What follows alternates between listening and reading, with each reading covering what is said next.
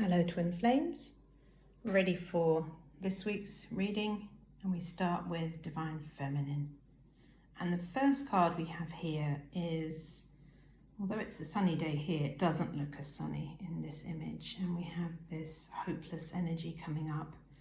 Now, one thing I want to reassure you of on the Twin Flame journey is it will bring up all of the feelings that we've buried deep down and been holding in, even if it's subconscious, not in our awareness. It is going to bring up all those feelings that we've been living with, that have been kind of creating our reality as we know it. And hopelessness is one of those feelings that can be a bit surprising when it comes up. You might think to yourself, oh, well, I'm usually optimistic, but suddenly I feel this feeling of hopelessness. Well, you are in good company, because I've certainly worked through this, and I know many other people that have too, and I help people regularly move through energies like this. And hopelessness is really very much the belief that you can't have your good. It's a real joy sucker.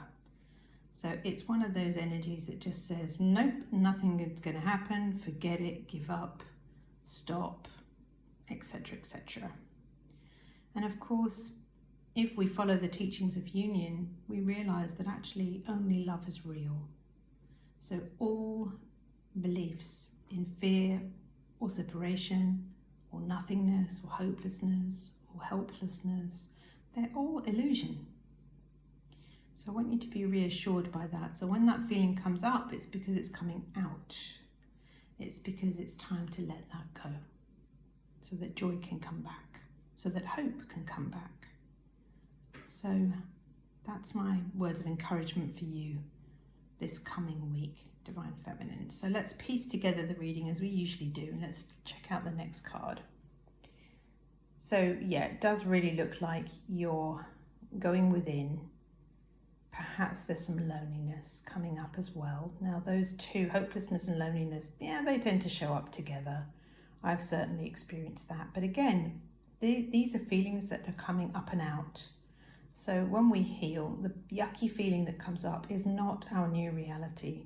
It's the feeling that is leaving. So we just have to be patient. It's a bit like cooking a delicious meal and then having all these dirty plates that need cleaning. Well, that bit's not much fun. But when everything's cleaned up, you're ready for another delicious meal. And so you're in a bit of a cleaning up phase. So recognize that love is with you. Love never left. Love is real, and release that feeling of isolation and loneliness, and recognize that all the love and company you're needing actually comes from within you. It comes from your own heart. And if we remain connected to source there, then we're not going to be relying on anybody else outside of us to provide that. That doesn't mean that people won't come along, your twin flame won't come along, but it means we're not dependent on them. Otherwise, it's very heavy to be leaning on somebody else for our own happiness. So time to be strong, time to be with source, with love. Let's check out the third card. And here we have guilt wounds. So feeling sorry, using guilt to manipulate, afraid to set boundaries. And so when it comes to guilt and shame tend to come together. They are heavy feelings that are pretty dense, pretty low down on the emotional table of feelings. And guilt really just means that you believe in some sort of badness within yourself or within others. But of course, that's not true. Remember that love is real. You are love. You are made from love. And you can release that kind of victim pattern of, I must be bad then. I must be having a bad time because there's something wrong with me. I'm not good enough. I made a mistake 5 years ago and I don't deserve to be forgiven. Well, who says that? Only the voice of ego would say that. So instead, bringing forgiveness and innocence back to the parts of you that have been feeling bad or guilty, and releasing victim mentality. Let's let that go. Because when you step out of that, then you stop blaming others and you start taking responsibility for your own life. And that's when you can feel empowered.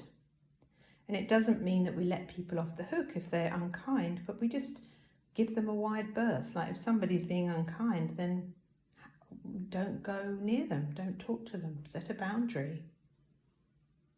Right? Even if it's your twin flame, say no thanks, that's not how to speak to me. And you don't need to entertain any kind of bad behaviour. And that's the path of learning how to respect yourself, which is the twin flame journey. So let's check out divine masculines and see what that energy over there is at the moment. And the first card we have is confidence. So it's a bit of a different energy happening over here. So confidence is really feeling safe in yourself, trusting of yourself, and that is what creates inner confidence, is knowing that you've got your own back. So it looks like divine masculine is feeling pretty secure in showing up for himself. Like he feels he has a good relationship with himself and it's making him feel confident. And he feels confident too to be able to make a mistake. That's really, really important in life. Knowing that you're just going to do your best no matter what you are doing, and recognizing that, yeah, well, if I don't get it right first time, that's okay. I'm going to learn and I'm going to grow. That's called humility. And that's really, if I had a tip for people, that would be it. Just learn how to do that. Learn how to just show up and do your best. So that's a pretty good start. Let's check out the next card for the divine masculines. And we have lack mentality coming up, focusing on what you don't have, having random goals, thinking there isn't enough for everyone, and clearly it's a fear-based thought. So it's a fear-based thought, which means immediately we recognize, oh, that's just ego speaking. That's not the truth. So lack. In a world where it was created for all of us, there cannot be lack. It's just a perspective shift. So we can choose to recognize that we are enough and that we have been provided with everything that we need individually. So there's nothing about sharing things out. No, there's enough for all. So choosing to claim what is yours, letting go of lack. If we feel lack, of course, we're in poverty, which means we feel there's a lack of love. So fill up your heart with love, connect with source, and learn and feel what abundance feels like. And that's really the divine masculine's work this week, is to become even more confident in there being enough love for all. And then the last card, kicked a stool. The last card for the divine masculine is the marriage card. And that's interesting. So, and what I feel is coming up here is a marriage between life and divinity is what's coming up in my awareness. So divine masculine is kind of learning to feel confident and divine, and also learn how to bring that into everyday life so that he can feel that divine marriage, that yin yang, that combination of energies, that giving and receiving. And feeling balance is really what I feel with this card. Of course, marriage also relates to twin flames. You are divine spouses, you are divine partners, you are already married because you were created married for each other. And you can't do anything to get rid of that, only buy into a lie and skip off to live a pretend life. That's all that can ever happen. But that pretend life, when you heal and you recognise it's pretend, well, who wants a pretend life, right? So you soon find yourself back where you need to be. So that's really what the divine masculine is working on. He is marrying together the yin yang. He is bringing his life and all of those lessons of the divine into his life. He is learning that confidence and releasing that poverty mind which stops you being together. The union is obviously not a state of poverty. Union is a state of abundance. So that's hard. It's a week of work for both of you this coming week, and that's okay. That's how it goes sometimes. So now let's check out the union energy and see what other messages we have. And the first card we have here is a number 2, which is a partnering card, partnering number. It says spread your wings. And we see an image in this woman who's really just opening up and receptive to love. And that sun represents source and love. So it's about just opening up. Perhaps your hearts have been a bit closed. Perhaps you've been a bit shut off to joy because you're trying to avoid pain. Well, you've got to feel that pain. You've got to feel the hopelessness and the isolation and let it go in order to let the love in. And so that seems to be what you're both doing this coming week. And then the next card, to help give you a little bit more context, says change.